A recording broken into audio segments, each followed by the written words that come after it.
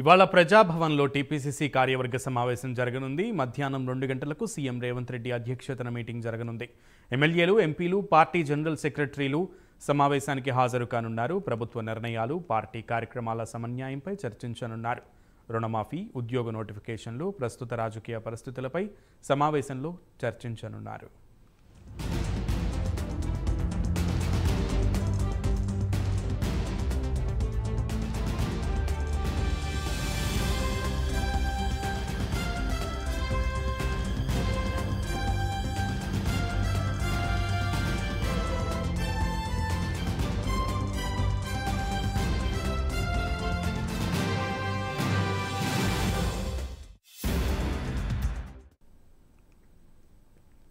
ఇవాళ ప్రజాభవన్లో టీపీసీసీ కార్యవర్గ సమావేశం జరగనుంది. మధ్యాహ్నం 2 గంటలకు సీఎం రేవంత్ రెడ్డి అధ్యక్షతన మీటింగ్ జరగనుంది. ఎమ్మెల్యేలు, ఎంపీలు, పార్టీ జనరల్ సెక్రటరీలు సమావేశానికి హాజరు కానున్నారు. ప్రభుత్వ నిర్ణయాలు, పార్టీ కార్యక్రమాల సమన్వయంపై చర్చించనున్నారు.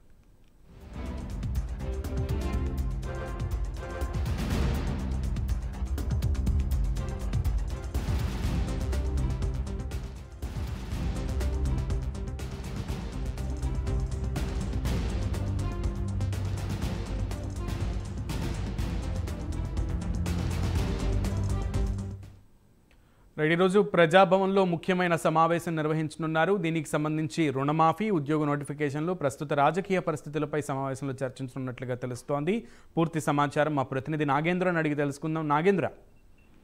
Thank you Sunil.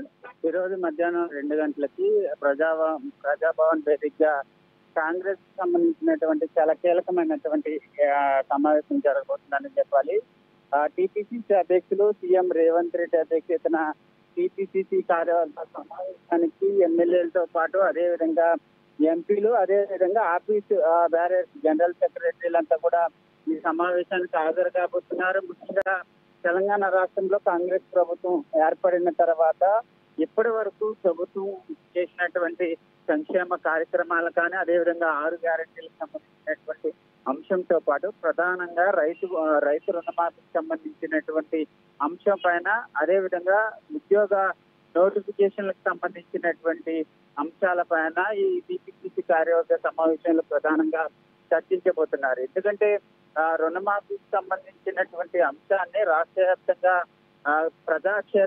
ప్రజాక్షేత్రంలోకి పెద్ద ఎత్తున తీసుకెళ్లడమే లక్ష్యంగా ప్రస్తుతం ఈరోజు జరిగేటటువంటి సమావేశంలో ఒక కార్యాచరణని రూపొందించబోతున్నారు. ఎందుకంటే గతంలో ఏదైతే మన్మోహన్ సింగ్ కేంద్రంలో కాంగ్రెస్ అధికారంలో ఉన్నటువంటి సమయంలో మన్మోహన్ సింగ్ ప్రధానమంత్రిగా ఉన్నటువంటి సమయంలోనే దేశవ్యాప్తంగా కూడా కాంగ్రెస్ ప్రభుత్వం రైతు రుణమాఫీ చేసింది. తర్వాత ఈసారి తెలంగాణ రాష్ట్రంలో మొదటిసారి ఒకేసారి 2 లక్షల రుణమాఫీని కాంగ్రెస్ ప్రభుత్వం చేసిన నేపథ్యంలో ఈ అంశాన్ని ప్రజాక్షేత్రంలోకి తీసుకెళ్లాలనేటటువంటి నిర్ణయానికి దానిలో భాగంగానే టీపీసీసీ కార్యవర్గ సమావేశాన్ని ఏర్పాటు చేస్తున్నారు. ఈ సమావేశంలో కార్యాచరణ రూపొందించడంతో పాటు మరొకవైపు తెలంగాణ రాష్ట్ర వ్యాప్తంగా కూడా నిరుద్యోగులు పెద్ద ఎత్తున నిరసన వ్యక్తం చేస్తున్నటువంటి నేపథ్యంలో ప్రస్తుతం కాంగ్రెస్ అధికారంలోకి వచ్చిన తర్వాత ఇప్పటి వరకు కూడా 30,000కు పైగా కూడా జాబ్లు అందించాము. అదేవిధంగా నిరుద్యోగులకు సంబంధించినటువంటి అంశంలో ఉద్యోగాల భర్తీలకు సంబంధించి ఇప్పటికే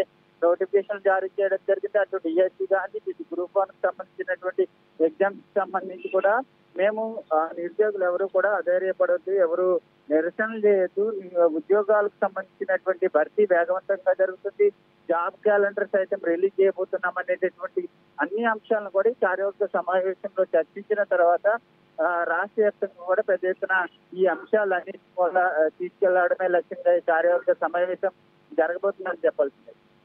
రైట్ నాగేంద్ర.